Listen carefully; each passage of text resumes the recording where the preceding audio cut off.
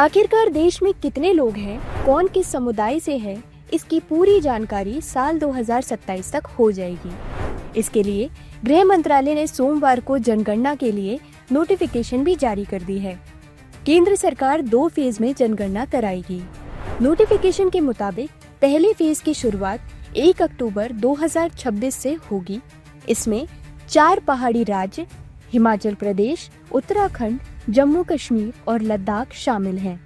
वहीं 1 मार्च 2027 से जनगणना का दूसरा फेज शुरू होगा। इसमें देश के बाकी राज्यों में जनगणना शुरू होगी। जनगणना की प्रक्रिया की बात करें तो सबसे पहले जनगणना संबंधी अधिसूचना जारी की जाएगी, जो आधिकारिक राज्यपत्र में प्रकाशित होगी। इसके अलावा जनगणना में जाति की गणना भी की जाएगी। जनगणना की प्रक्रिया 2 चरणों में पूरी होगी। इसमें पहला चरण 1 फरवरी 2027 तक पूरा होगा, तो दूसरा चरण फरवरी 2027 के अंत तक खत्म होगा। यह जनगणना देश के पहाड़ी इलाकों में अक्टूबर 2026 में शुरू होगी, जिसमें पहले चरण में मकान सूचीकरण और मकानों की गणना की जाएगी। इस चरण में घर, संपत्ति और सुविधाएं जैसे गाड़ी, ऐसी जैसी चीजों की जानकारी ली जाएगी, जबकि दूसरे चरण में सामाजिक, आर्थिक और सांस्कृतिक जानकारी ली जाएगी।